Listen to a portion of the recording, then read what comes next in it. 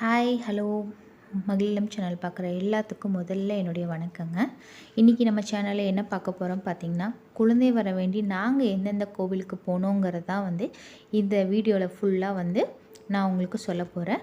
அதுக்கு முன்னாடி என்னுடைய சின்ன குட்டி ஸ்டோரி மட்டும் உங்கள்கிட்ட நான் ஷேர் பண்ணிக்கிறேன். எங்களுக்கும் கல்யாணம் ஆகி பார்த்திங்கன்னா 8 இயர்ஸ்க்கு அப்புறம் தான் எங்களுக்கு பாப்பா பிறந்தா. இப்போ பாப்பா பார்த்திங்கன்னா மகிழினி, இன்னொரு பாப்பா பேர் தாரணி. 2 பெண் குழந்தைகள் எனக்கு இருக்காங்க. 8 இயர்ஸும் உங்களுக்கு குழந்தையே ஆகலையான்னு சொல்லிட்டு ஒரு சில பேர் நினைப்பீங்க. இல்லைங்க, எனக்கு குழந்தை ஆச்சு. 3 மாதம் 4 மாதம் இருக்கும். அதுக்கப்புறம் பார்த்திங்கன்னா ஹார்ட் பீட் கம்மியாயிடும், இல்லாட்டி பனிக்குட நீர் உடஞ்சிருச்சு. அதனால பார்த்திங்கன்னா எனக்கு அபார்ஷன் பண்ணுற நிலமை ஆகிப்போச்சு. இது 2 டைம் இதே மாதிரி ஆனனால பார்த்திங்கன்னா எனக்கு உடல் ரீதியாகவும் சரி மன ரீதியாகவும் சரி நான் ரொம்ப பாதிச்சிட்டேன். அதனால இனிமேல் நம்ம மெடிசனில் இதுக்குள்ளேயே நம்ம போகக்கூடாது அப்படின்னு சொல்லிகிட்டு இருக்கிற சமயத்தில் தான் எங்களுடைய ஹவுஸ் ஓனர் உங்கள் 2 பேர்த்தோட ஜாதகத்தை போய் பாருங்கள் சொல்லிவிட்டு எங்களுக்கு ஒரு ஜோசியர் அறிமுகப்படுத்தினாங்க. நாங்களும் போய் அவரை பார்க்கும்போது அவர் சொன்ன பல விஷயங்கள் எங்களுக்கு நல்லா இருந்துச்சு, மன நிறைவாக இருந்துச்சு. அவர் சொன்ன ஃபஸ்ட்டு விஷயம் என்னன்னு சொல்லி பார்த்திங்கன்னா, உங்கள் குலதெய்வத்துக்கு ஒரு காணிக்கையை முடிச்சு வைங்க.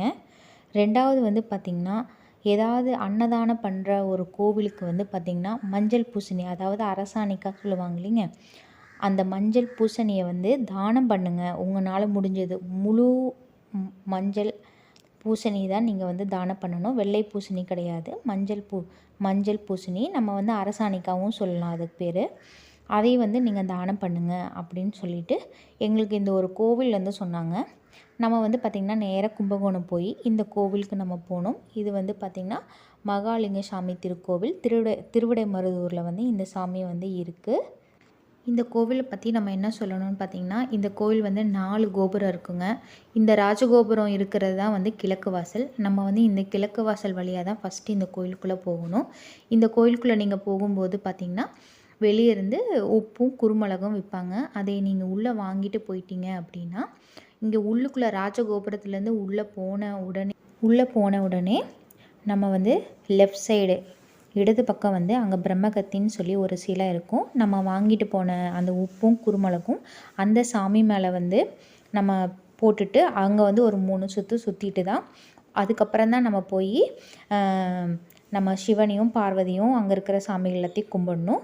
ஏன் அதை நம்ம பண்ணணும் அப்படின்னு பார்த்திங்கன்னா, நம்மக்கிட்ட இருக்க தோஷங்கள் எல்லாமே அந்த தோஷங்கள் பார்த்திங்கன்னா நம்ம போடுற அந்த கல்லுப்பு குருமிளகு மூலிமா அங்கேயே அந்த தோஷங்கள் நிவர்த்தி ஆகிடும். அதுக்கப்புறம் தான் நீங்கள் உள்ளே போய் அம்பாளையும் சிவனையும் நீங்கள் தரிசனம் பண்ணிவிட்டு, நம்ம ராஜகோபுர வழியாக வரக்கூடாது. நீங்கள் வேறு வாசல், வடக்கு வாசல் தெற்கு வாசல் அந்த மாதிரி ஏதோ ஒரு வாசல் வழியாக தான் போகணும். நம்ம போன வாசல் வழியாகவே வரக்கூடாதுன்னு சொல்லிட்டு எங்களுக்கு சொன்னாங்க. நாங்களும் போய் அதே மாதிரியே போய் சாமியை போய் தரிசனம் பண்ணிவிட்டு நல்லபடியாக வந்தோம். அதுக்கப்புறம் நம்ம அடுத்தது என்ன கோயிலுக்கு போகலான்னு சொல்லிட்டு அடுத்த வீடியோவில் பார்க்கலாம். பாய்.